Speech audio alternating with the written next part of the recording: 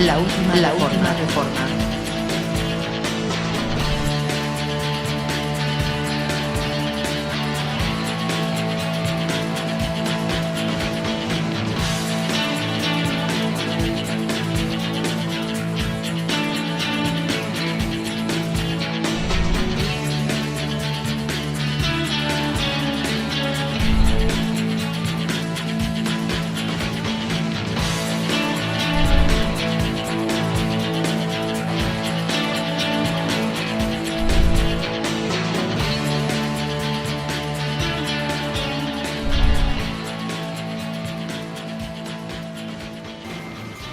Estimada teleaudiencia, le damos la bienvenida una vez más a este su programa La Última Reforma.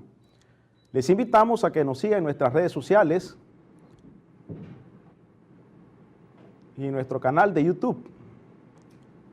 El tema del miércoles anterior abordamos sobre la doctrina de Cristo en los días de su carne.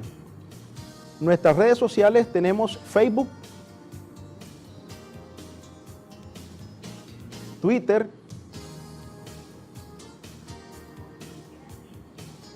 les invitamos a que nos visiten nuestro canal en YouTube, nuestro correo y que nos siga a través del canal CDNN 23.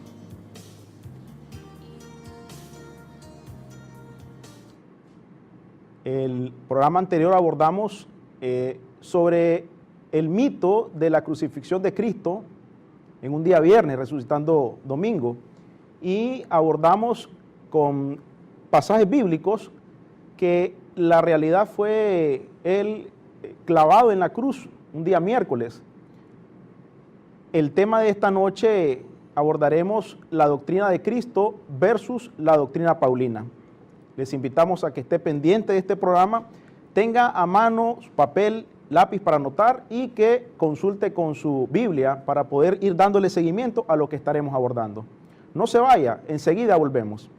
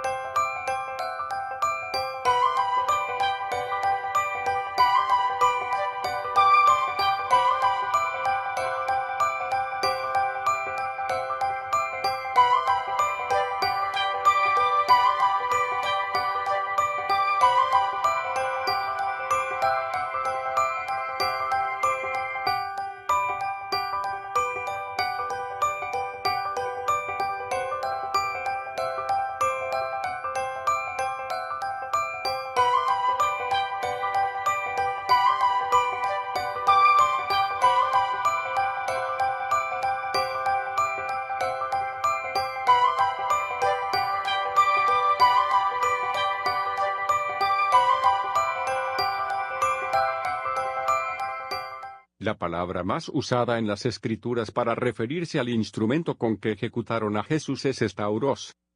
Este vocablo significa poste o estaca, pero había una amplia gama de cruces que fueron utilizadas por los romanos en la antigüedad. En la sombra de la ley de Moisés se profetizó el mecanismo de la muerte expiatoria en un madero como símbolo de maldición. El ictus, que significa pez, fue por casi 2 siglos el símbolo secreto que identificaba a los cristianos en la persecución romana. La cruz es para los cristianos de hoy el símbolo más venerado, millones de personas la consideran un instrumento sagrado. El apóstol Pablo define claramente que la manifestación física de Cristo es irrelevante para el creyente. Cualquiera haya sido el medio con que ejecutaron a Jesús, ese instrumento es a fin de cuentas un símbolo de maldición. Debes renovar tu mente en el Evangelio de Pablo. Este es un mensaje de la Última Reforma.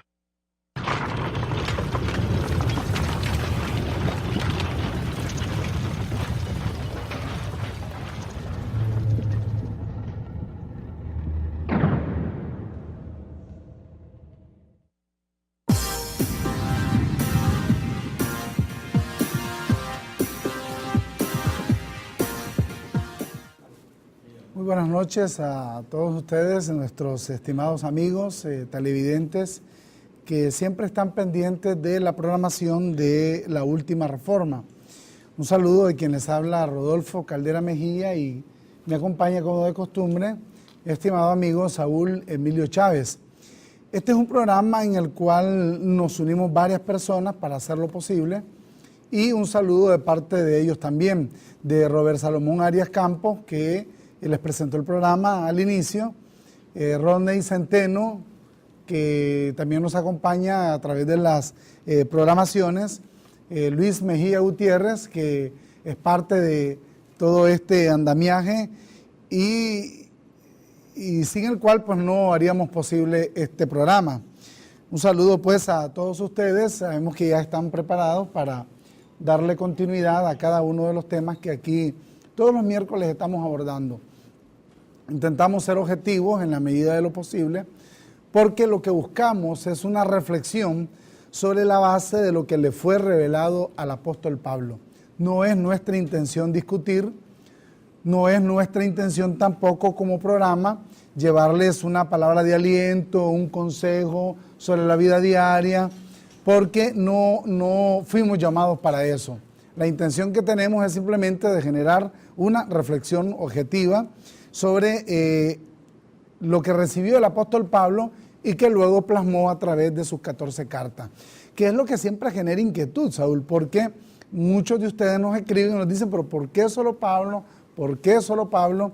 Y en definitiva, lo que iniciamos abordando la semana pasada, vamos a continuarlo el día de hoy y vamos a tratar de, en la medida de lo posible, tratar de dar una respuesta, ¿verdad?, sobre esto que recibió Pablo y por qué ese énfasis constante que nosotros hacemos.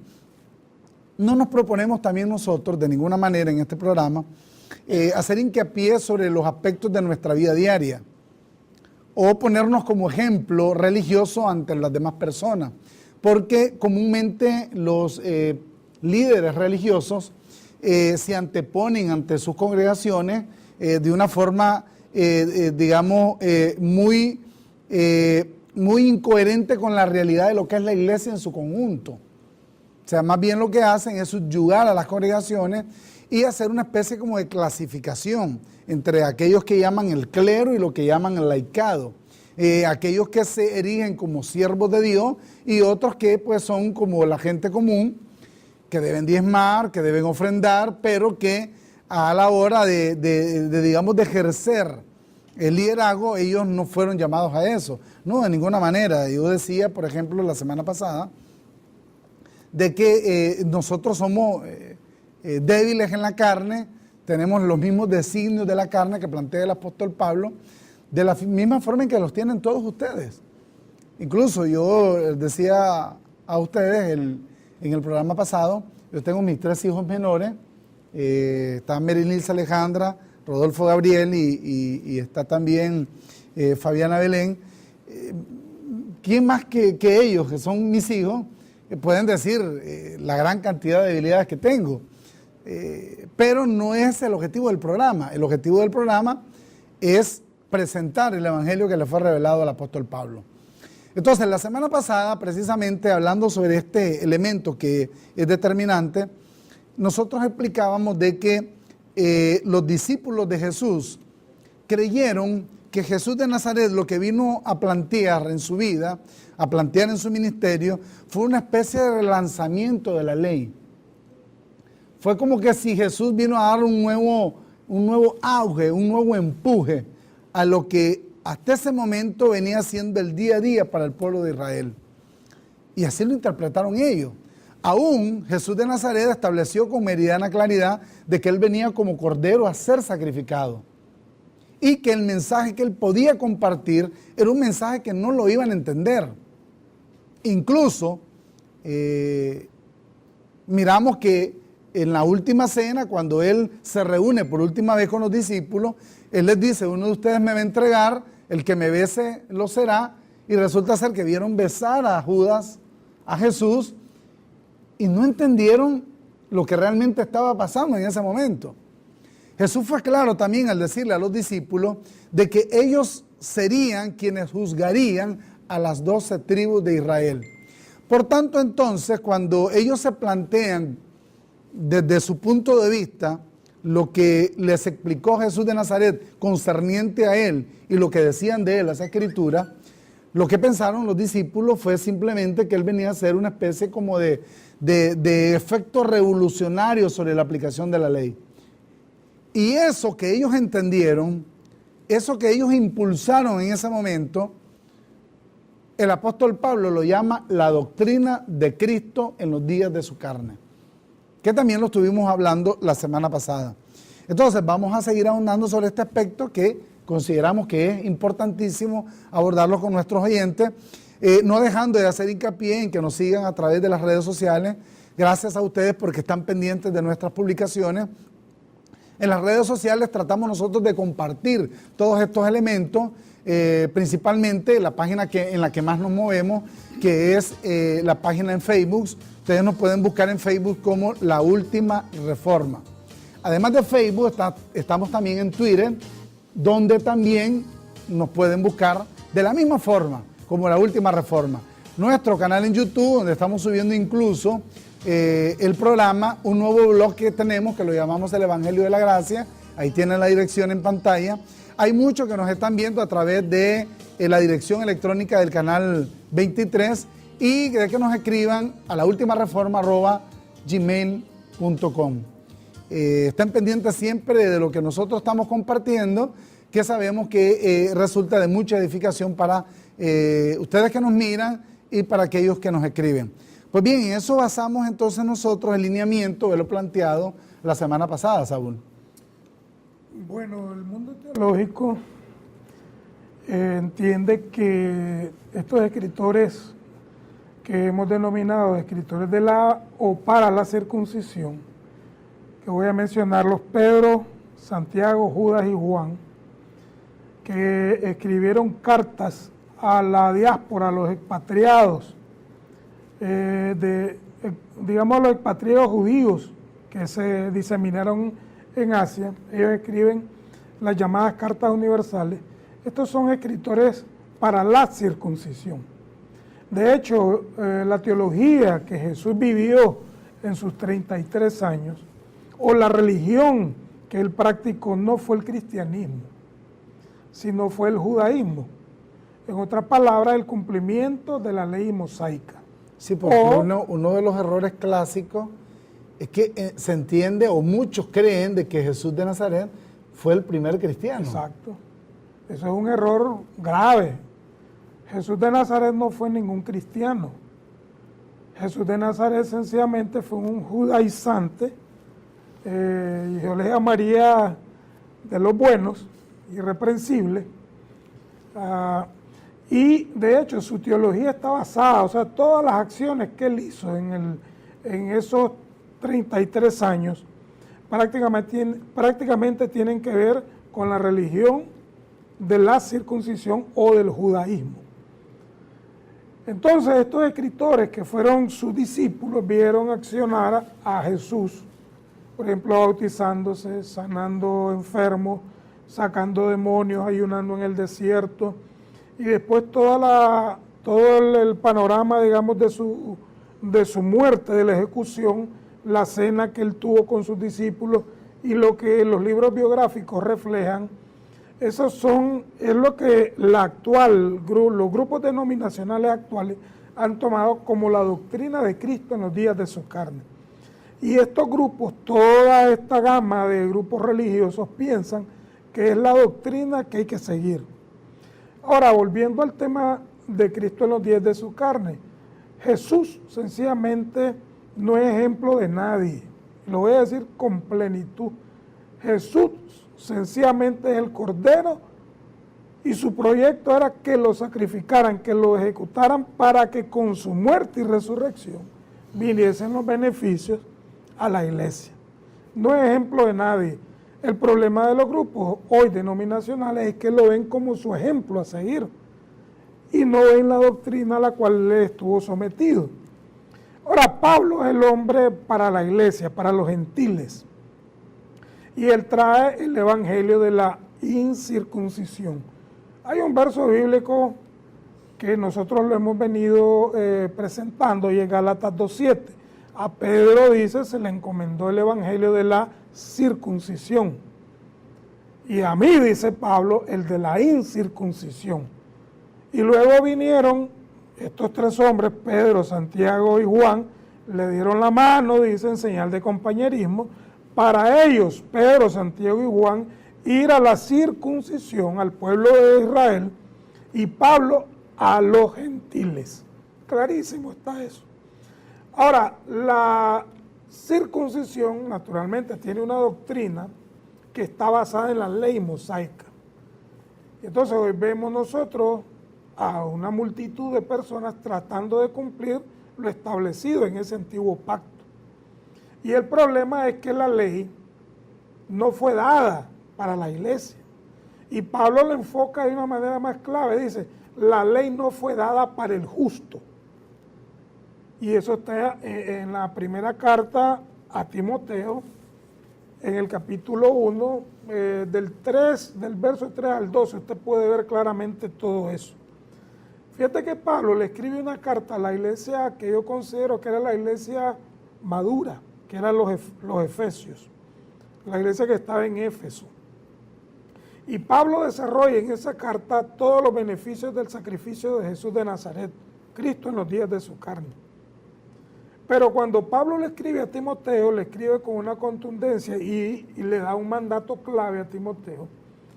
Y entonces, en esa misma carta que yo mencioné, la primera carta a Timoteo, en el capítulo 1, en el verso 3, Pablo le escribe de la siguiente manera a Timoteo. Le dice, como te rogué que te quedases en Éfeso cuando fui a Macedonia, para que mandases a algunos que no enseñen diferente evangelio. El hecho era que no había un evangelio distinto, porque Pablo es el único que trae el evangelio. Pero Pablo le enfoca claramente a Timoteo, mira, es necesario que te quedes aquí en Éfeso, para que mandes a algunos que no traigan, y lo voy a aclarar con preponderancia, que no traigan la doctrina de Jesús de Nazaret y la metan a la iglesia en Éfeso. Porque lo que Jesús de Nazaret vivió era insano, no era una sana doctrina. La ley no es una sana doctrina. Y lo vuelvo a repetir, la ley no es para el justo. La iglesia está en una posición de justificación. No tiene que hacer nada para lograr ese beneficio. La justificación, la santificación, la redención, ya eso fue logrado a través del sacrificio. Ahora, si la doctrina, digamos, de la circuncisión, que fue manifestada en los días de Jesús, en los días de su carne, es traída a la iglesia, entonces vemos prácticamente una confusión total, y es lo que existe en estos grupos denominacionales, Rodolfo. Todos ellos persiguiendo al ejemplo y tratando de ser igual a Jesús de Nazaret, cuando eso es imposible. Ahora, dice Pablo, ni presten atención a fábulas, estamos en el verso 4, y genealogías interminables que acarrean disputas, más bien que edificación de Dios, que es por fe. Así te encargo ahora, pues el propósito de este mandamiento es el amor nacido de corazón limpio, de buena conciencia y de fe no fingida. Quiere decir que hay fe fingida. Y esa fe fingida, prácticamente esa fe fingida es producto de la teología de la circuncisión, Rodolfo. Ahora, nosotros comparamos, fíjate, todo lo que Jesús hizo y todas las acciones de Él en cuanto a la teología, no es comparada con el evangelio que Pablo presenta, que es para la iglesia gentil, para los que fuimos reconciliados, para los que fuimos redimidos, para los que estamos perfectos en Él, santificados. ¿Por qué hoy el mundo religioso busca una santificación corporal? Porque está ligado a la teología de Jesús en los días de su carne.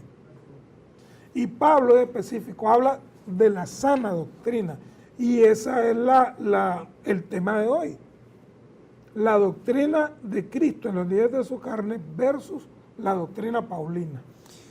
Hay un número que siempre nosotros compartimos para quienes tengan inquietudes relacionadas con el tema del programa. no es un número para llamadas, sino que es un número para que hagan sus preguntas a través de WhatsApp. Nuestra intención es evacuar alguna duda relacionada con el tema del programa.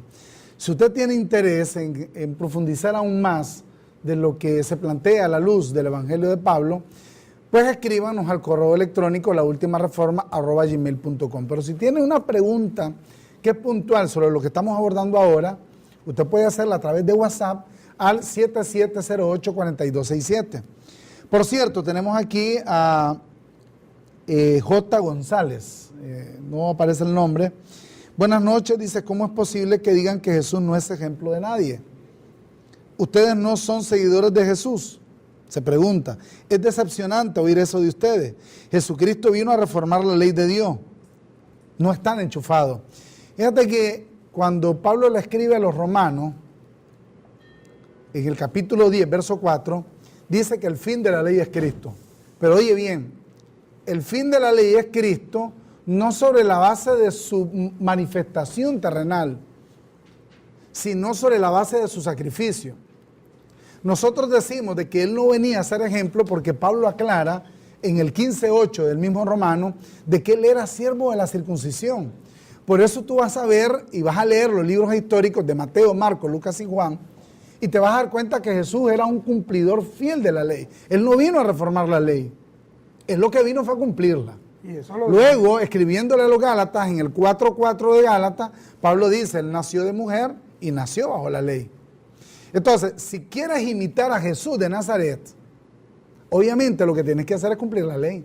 Pero es que el fin de la ley es Cristo.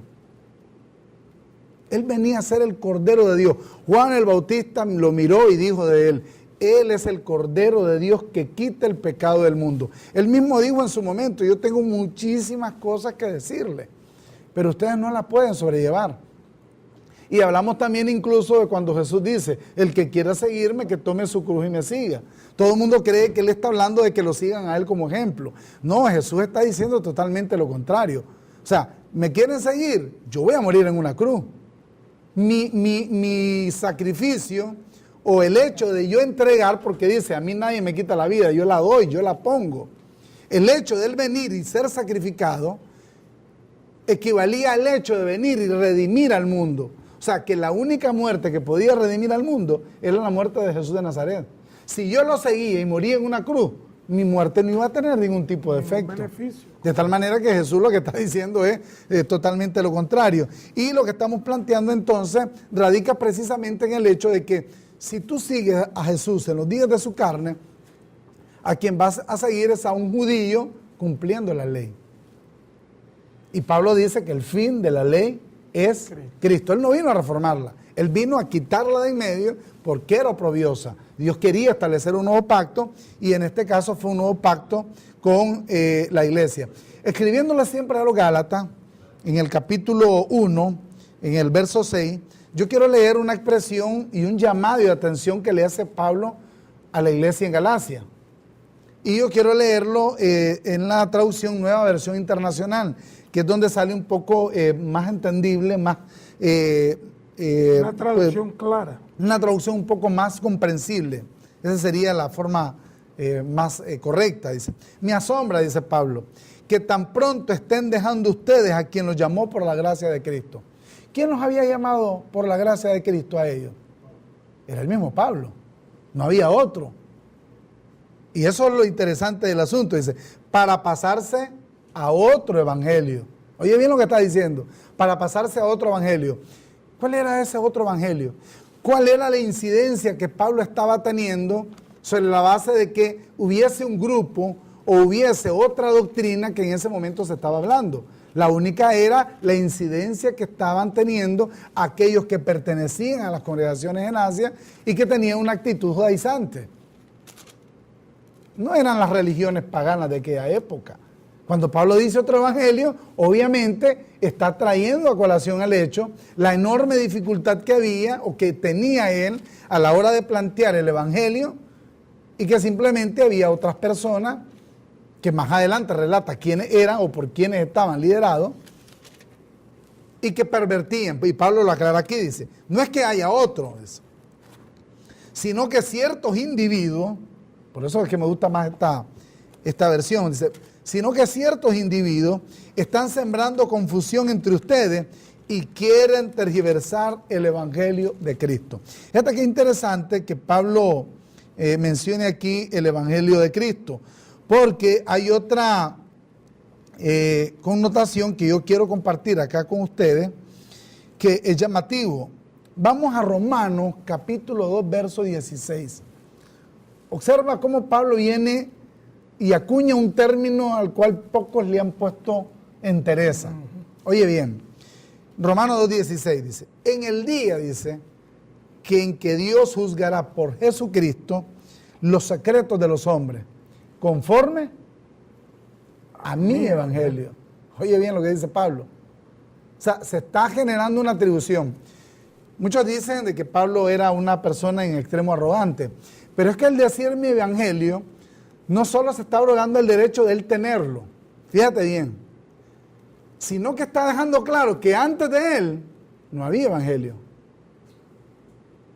Porque si él dice mi evangelio, está poniendo de manifiesto que antes de él no había. Y por eso aquí mismo, escribiéndole a los Gálatas, él dice revelar a su Hijo en mí. Y dice de que él fue separado del vientre de su madre para llevar a cabo esa misión. Eso lo pueden encontrar en el capítulo 1 de Gálatas. Pero bueno, alguien nos dirá, es un atrevimiento el de Pablo, o tal vez lo estamos entendiendo mal. Pablo lo vuelve a refrendar en el capítulo 16 de Romanos, en el verso 25. Él vuelve a refrendarlo y dice Pablo, y el que puede confirmaros según mi evangelio y la predicación de Jesucristo, según la revelación del misterio que ha sido mantenido oculto desde tiempos eternos. Vuelve Pablo a decir mi evangelio. Pero quizás a quien se lo deja un poco más claro, Saúl, es a Timoteo. Y vamos a 2 de Timoteo 2:8. 2 de Timoteo 2:8. Le dice Pablo a Timoteo, acuérdate de Jesucristo, del linaje de David, dice, resucitado de los muertos, conforme a mi evangelio. Lo estás leyendo, lo notaste. ¿Sabes por qué es interesante que se lo mencione a Timoteo?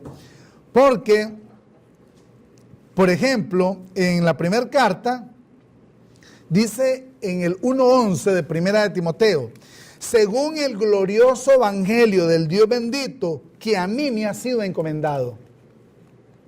En la primera carta, escribiéndole a Timoteo. Fíjate. Y luego le dice en la segunda carta, en el 1:8 de la segunda carta, dice, por tanto, no te avergüences de dar testimonio de nuestro Señor, dice. Ni de mí, dice Pablo. Preso suyo si no participe en las aflicciones por el evangelio según el poder de Dios.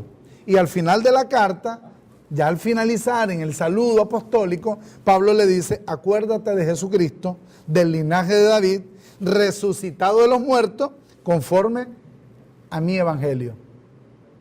Por eso es que decimos que Jesús de Nazaret vino a cumplir la ley, para él ser el real sustituto nuestro, no un ejemplo, nuestro real sustituto. Ahora, yo no voy a negar que hay elementos en su diario vivir que de acuerdo a la ley él sostuvo mientras él vivió, que no son desdenables, o sea, no son cuestionables, son admirables. Pero esa admiración que sentimos por él debe ser menor en relación a lo que plantea el apóstol Pablo cuando dice, no me he propuesto sino presentarles a Cristo y a este crucificado. Quiere decir entonces que hay que apartar a un lado, como bien lo expresa en la segunda carta a los Corintios, en el capítulo 5, verso 16, que a nadie conocemos según la carne. Aun si a Cristo conocimos según la carne, ¿quién es Cristo según la carne? Jesús de Nazaret. Mas aun si a Cristo conocimos según la carne, ya no lo conocemos así. Eso es lo que te planteamos a quien nos hizo la pregunta acá. Y yo sé que en definitiva quizás no estamos evacuando en general, pero puede enviarnos su correo electrónico y nosotros con gusto vamos a proceder a hacer cualquier otro tipo de observación que necesite para entender de qué estamos hablando. Pero seguimos con la línea de pensamiento. Pablo dice, mi evangelio. Por eso decimos con meridiana autoridad, la doctrina paulina. Así es, Saúl. Para muchas personas lo que nosotros tratamos aquí es bien ofensivo, es una locura. porque el cristianismo que estas personas viven prácticamente está basado en los libros biográficos. Hablo de Mateo, Marcos, Lucas y Juan. Toda predicación que cualquier líder, pastor, apóstol, como se denomine, presenta, está basada en la biografía, en los libros biográficos, Mateo, Marcos, Lucas y Juan.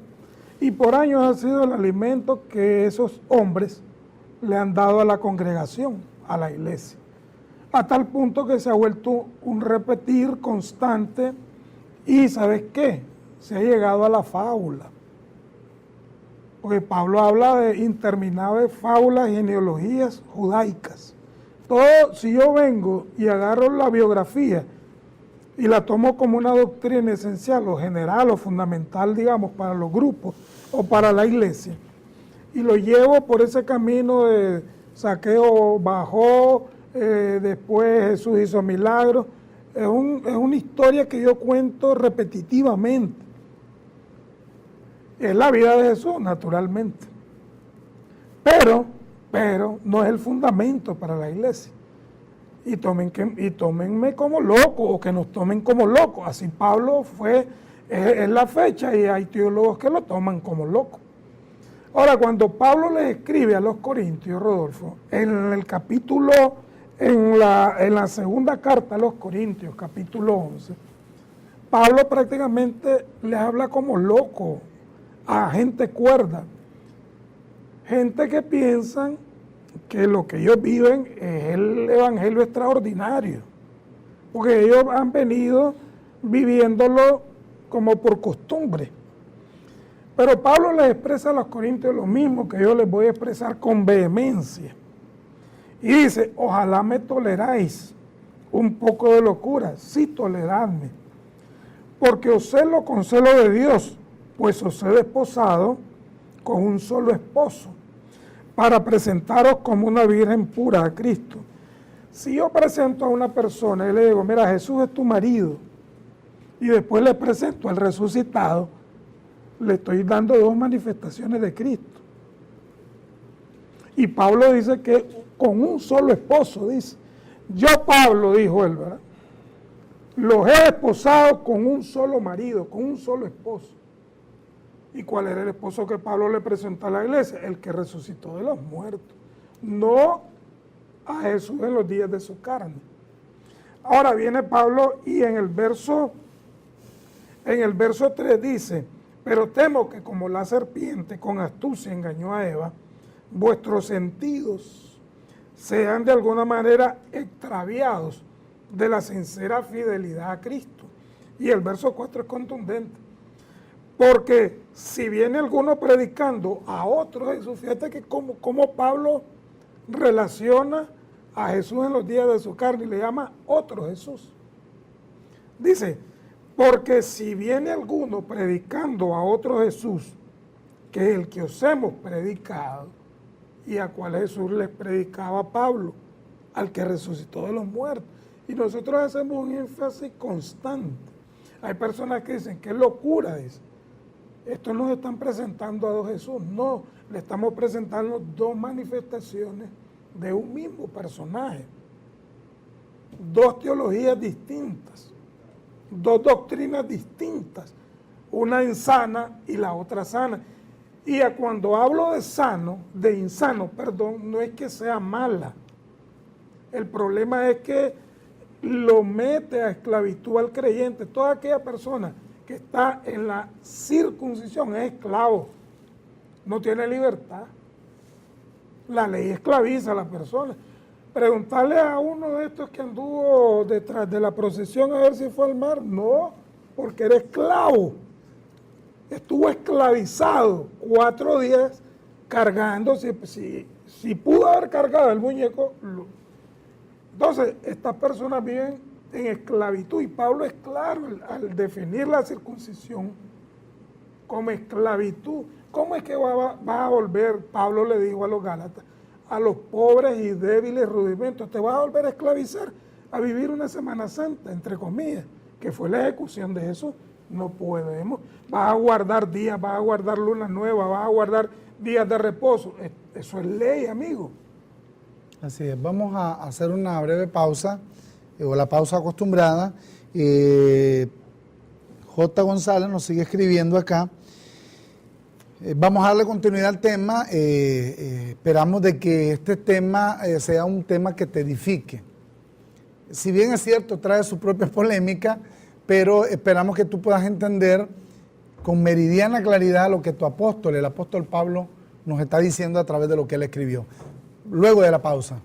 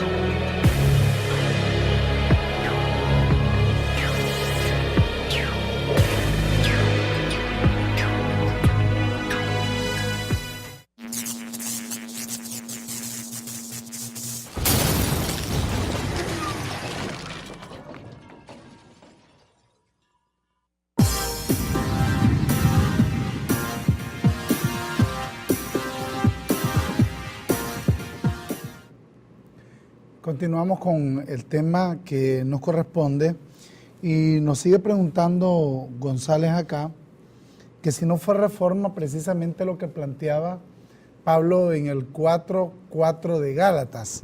Y vamos a leerlo. Dice, pero cuando vino el cumplimiento del tiempo, Gálatas 4:4 es, pero cuando vino el cumplimiento del tiempo, Dios envió a su Hijo, nacido de mujer y nacido bajo la ley. Dice, para que redimiese a los que estaban bajo la ley, a fin de que recibiésemos la adopción de hijos. Y por cuanto sois hijos, Dios envió a vuestros corazones el espíritu de su Hijo, el cual clama, Abba Padre. Dice que vino para que redimiese a quienes, a los que estaban bajo la ley. Fíjate bien, si Jesús nace bajo la ley, su vida se sujetó al precepto de la ley. Incluso cuando Él llega a lo que le llaman la última cena, lo que Él va a celebrar es la Pascua. La Pascua era un rito judío. Cuando Él se reunía con sus discípulos, Él lo hacía en días sábados, porque Él era fiel cumplidor de la ley. Ahora, para que la acción de redención se pusiera a concretar, Él tenía que morir.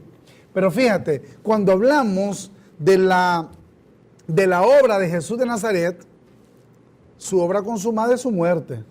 Fíjate, si tomamos en cuenta lo que él vivió, o sea, lo que él vivió no tuvo trascendencia alguna. Fue su muerte la que tuvo trascendencia. ¿Estamos ahí? No fue el hecho de haber vivido, de haber reunido tanta gente. Incluso a mí me resulta incoherente para el religioso de hoy, y ya viste que hemos puesto en nuestro segmento de que este es un programa no apto para religiosos. El religioso va a encontrar una pared con nosotros acá, porque ahorita, por ejemplo, toda la religiosidad cristiana moderna estaba celebrando la muerte de Jesús. Pero vamos a la vida de Jesús de Nazaret, por ejemplo. Es un hecho prodigioso. Él vino y sanó a muchos enfermos. Dice que le dio de comer a 5,000 personas, o cuidado, hasta más. Hay algunos que hablan que eran 5,000 solo varones y que probablemente la multitud era superior a los 10,000. Pero yo pregunto, ¿no era suficiente 5,000 personas para haber evitado de que lo mataran?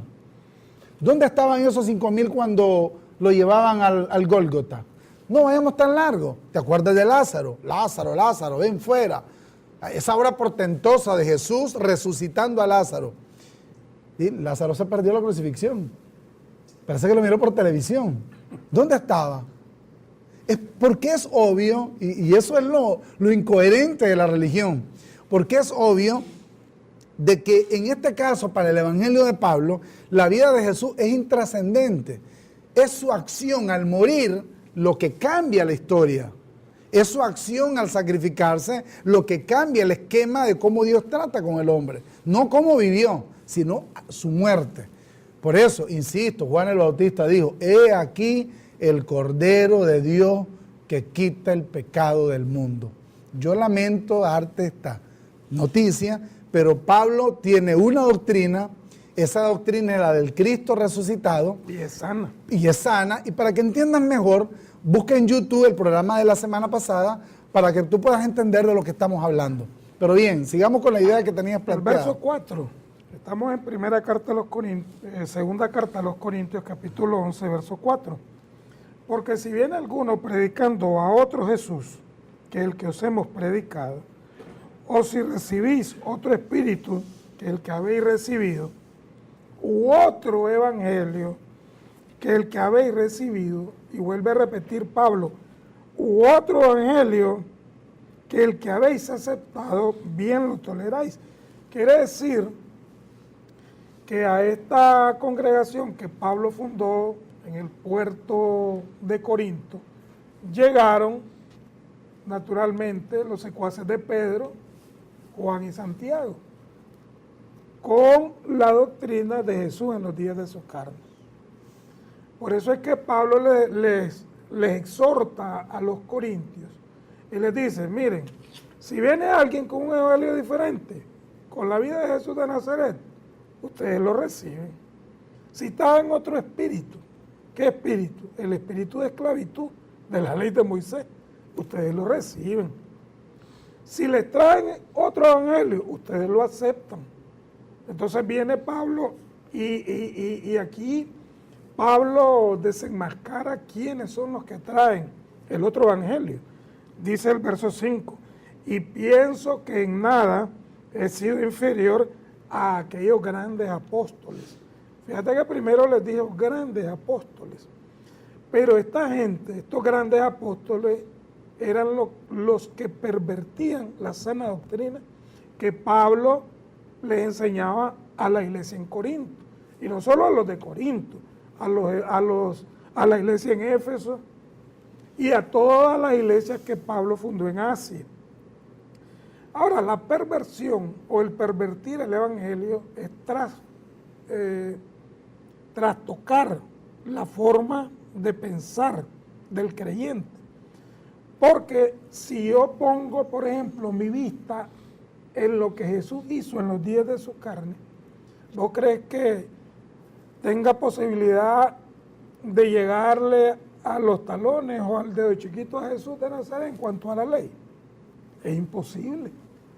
Porque lo que era imposible para la ley era justificar al creyente, porque el que vivía bajo la ley de Moisés vivía prácticamente bajo designios de la carne. Es imposible agradar a Dios de esa manera. Y hay gente a estas alturas que tratan de agradar a Dios conforme a la carne, Rodolfo. Ahora, si yo recibo el sacrificio y los beneficios de esa muerte, la muerte de Cristo, el Cordero, pues sencillamente lo que el Evangelio va a hacer en mí es renovar mi mente. Es lo primero que hace el Evangelio. Hombre, me veo santificado, me veo justificado, me veo redimido, me veo perfecto con una sola ofrenda. No tengo que estar dando golpes al aire, peleando con un diablo inexistente. Si lo que tengo puesto es el opositor. Y cuando digo tengo puesto en mi propia carne. Entonces, ¿qué sucede? Que el Evangelio, algunos, dice Pablo, lo pervirtieron. ¿Y cuál fue la perversión? Traer el judaísmo y introducirlo, digamos, a la iglesia como un método doctrinal para buscar la salvación, cuando la salvación es por gracia. Por ejemplo, hoy los líderes están llamando al arrepentimiento. Yo estaba viendo en Facebook que todos los acontecimientos mundiales, ellos lo tienen como un reloj profético. Que Norcorea va a tirar cohetes transcontinentales y va a formar no sé qué guerra mundial, porque han habido tantas que ya perdí la cuenta. Entonces ellos piensan que todos esos acontecimientos bélicos que hoy se dan es el fiel cumplimiento de las profecías que aparecen en Mateo.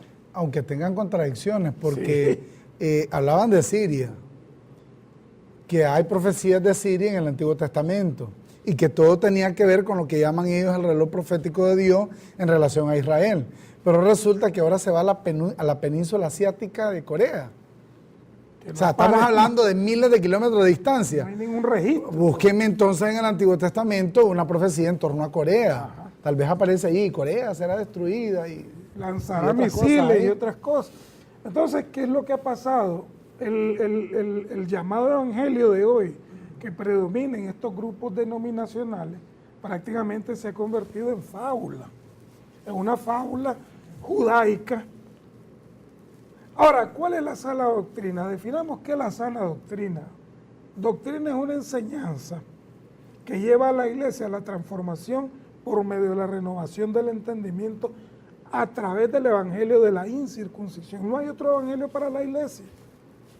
¿Por qué no entienden a Pablo? Porque están sumergidos en los libros biográficos, cuando la iglesia hoy debería estar fundamentada en las 14 cartas del apóstol Pablo. Vos hablas con uno de estos líderes y tratás de buscar una conexión o tener un punto de encuentro con la teología paulina, y la teología paulina brilla por su ausencia, Rodolfo. Ni en las universidades donde hay teología, ni en la misma iglesia denominacional donde se congregan a pegar gritos, a dar unos cuantos, bueno, hasta danza judía hay ahora, pues. Y a eso le llaman a iglesia. No puede ser iglesia. ¿Cómo va a estar el judaísmo metido dentro de la iglesia? Si el evangelio de la incircuncisión es precisamente la enseñanza básica, fundamental, para que la iglesia llegue a la transformación y la renovación del entendimiento, Rodolfo. Sin Pablo no hay transformación y no hay renovación de la mente. Adolfo García nos pregunta de que si Jesús vino a cumplir la ley, ¿por qué cuando le llevaron a la mujer adúltera no la apedreó? No la apedreó por dos sencillas razones. Primero, porque con la acción de llevar a la mujer adúltera no se estaba cumpliendo la ley. ¿Dónde estaba el hombre que estaba con ella? La ley decía que debían llevar a los dos. Y apedrearlos a los dos. Y apedrearlos a los dos. Sin embargo, ¿a quién llevan? Únicamente llevan a la mujer. O sea, realmente ahí no se estaba cumpliendo la ley. Él vino a darle el sentido correcto a la ley, pero no sobre la base de que nosotros debamos estarla cumpliendo. Yo sé que para los oyentes es fuerte que nosotros digamos que él no es un elemento distintivo para determinar nuestra vida, pero es que hay que ir más allá, porque luego de su etapa de vida, una vez que muere, se muestra a los discípulos. Pablo dice, se me apareció a mí como el último, como un abortivo. Quiere decir que él, después que desaparece de la escena terrenal, al último y al único que se le aparece resucitado es a Pablo. Por eso es que Pablo se arroga el sentido de decir su evangelio, o decir él, refiriéndose a él, ¿verdad? Mi evangelio. Mira cómo es esto, y te lo voy a poner un poco más claro. Mira lo que le dice a los filipenses en el 3:17, escribiendo a Pablo.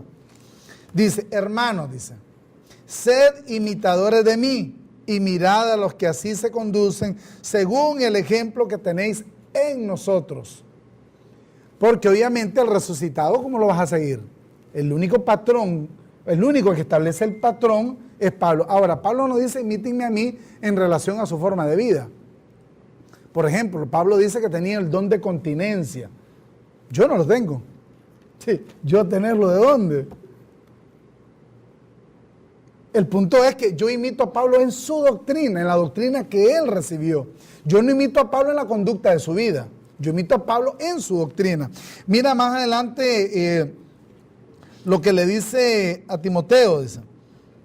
Dice 1 Timoteo 1:16, dice, pero por esto fui recibido misericordia, para que Jesucristo mostrase en mí, dice. Oye bien, no se lo mostró a nadie más, se lo mostró a él, dice, él primero, dice, toda su clemencia. Quiere decir que antes de Pablo nadie había entendido la clemencia de Dios. ¿Estamos ahí? Ahora, para ejemplo de los que habían de creer en él para vida eterna. Ahí está el ejemplo. Aquí está el ejemplo. Pero no un ejemplo de vida, sino un ejemplo de forma de pensar. Por eso Pablo, tú mencionabas lo que Pablo le dice a los romanos en el capítulo 12, verso 2, dice transformar nuestro entendimiento.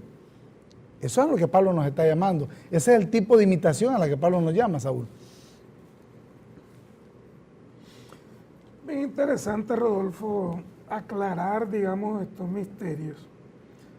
Porque la mayoría de personas de denominación cristiana, lo que han vivido, repito, sencillamente en la biografía, tratando de imitar. Por ejemplo, me acuerdo de uno de estos hombres de denominación evangélica, que hay uno más que Jesús. G. Ávila, creo que se llamaba, ya falleció, no sé, 40, 42 días. ¿Y qué logró G. Ávila? ¿Pudo cambiar o transformar su cuerpo o la mentalidad religiosa que él tenía? No transformó nada. Ahora, la ley, ¿qué es lo que ha hecho? Digamos, todas esas costumbres, y Pablo llama pobres y débiles rudimentos. Guardar días, guardar meses, guardar ocasiones, guardar días de reposo, lunas nuevas, todo eso. ¿A qué llevaba la iglesia? Sencillamente a desviarse del objetivo principal, que es ir a la perfección, Rodolfo. Y Pablo establece con claridad meridiana a los de su nación, a los hebreos, y les dice, dejen ya los rudimentos de la doctrina de Cristo para que puedan ir a la perfección. Ese es el llamado que hacemos hoy a la amada del Señor, a la iglesia. Dejen esos juguetes, dejen esas fábulas, dejen esos cuentos de viejas, fábulas judaicas, todas son fábulas judaicas. Vamos a las 14 cartas del apóstol Pablo, vamos a la perfección, no echen otra vez, y Pablo es claro, dejen la doctrina del bautismo, dejen la doctrina del arrepentimiento, toda esa obra muerta, claramente, con claridad precisa, Pablo lo define. Y después dice Pablo, y esto haremos si Dios lo permite. Ahora, el problema de este tipo de doctrina, de ley, que Jesús practicó, y repito, es que hace al creyente un esclavo. Yo oigo muchas veces cantar, somos libres, y pegan los gritos y oran, y es libre, libre, y después vuelven a caer otra vez a la esclavitud. Es difícil estar en un sistema siendo esclavo. Jesús fue esclavo de la circuncisión. Dice que vino como siervo de la circuncisión, él no tenía otra doctrina. Él tuvo que practicar la doctrina de la ley, la circuncisión, porque esa era la teología que él tenía. Él era un perfecto judío. Imitarlo en esa actitud carnal no es ser cristiano. es ser un prosélito, judaizante. Y eso hoy la iglesia debe de separarlo, porque el cristianismo no comienza con el nacimiento de Cristo. Ni la gracia ni tampoco. la gracia tampoco. El único que puede revelar la gracia y pudo revelarla fue el apóstol Pablo. Y al que primero se le llamó cristiano en Antioquía fue el apóstol Pablo. Y hay mucho que decir sobre este tema. Y obviamente, por lo que nos escriben, un saludo a Mario Rivera hasta León. Y muchos de los que escriben se incomodan por lo que nosotros planteamos. Al que nos escribe diciendo, al final, él pone y dice categóricamente, no, él es mi ejemplo. ¿Ya te transfiguraste? O ya fue a la cruz. Antes de ir a eso, voy a terminar con eso. ¿Ya te transfiguraste? ¿A cuánta gente has sanado? ¿Será que evitarías que apedreen a alguien de la misma forma en que lo hizo Jesús? ¿A cuánto has resucitado? Ahora, si realmente quieres imitar a Jesús de Nazaret, tendrías que terminar clavado. Yo te ayudo con gusto. Yo te ayudo con gusto. El punto es que si lo haces, no va a tener ningún efecto ni para tu vida ni para la de los demás. Ahora, nosotros no estamos diciendo de que fue un hombre valiente. Nosotros no estamos cuestionando el hecho de cómo él vivió. Y él cumplió la ley fehacientemente porque él era el cordero que debía presentarse sin mancha delante de Dios. O sea, él no lo estaba haciendo para darte tu ejemplo. Él lo estaba haciendo para que tú no siguieras cumpliendo la ley. Por eso Pablo escribe en Romanos 10:4, el fin de la ley es Cristo. Nosotros lamentamos mucho tener que quitarte ese fetiche. Pablo habla claro, dice que hay que seguir al resucitado. El resucitado es una doctrina, el resucitado es una forma de pensar. Cristo es la iglesia, no es un muñeco que vas a ver clavado en un edificio, no es una imagen a la cual tú vas a venerar. No, Él es una realidad viva en nosotros. A mí me gusta mucho lo que Pablo le dice a los romanos en el capítulo 14, ya sea que vivamos o ya sea que muramos, del Señor somos. La iglesia es Cristo, Cristo es la iglesia. Y esa es la verdad que nosotros debemos entender. A Pablo se le dio una doctrina, esa es la doctrina para la iglesia de hoy. No hay otro evangelio y la iglesia debe recapacitar. La iglesia debe reflexionar y decir, este es mi apóstol. Él fue llamado para eso. Jesús de Nazaret tuvo su misión, pero ahora yo voy por Cristo, el resucitado. Esas son nuestras observaciones.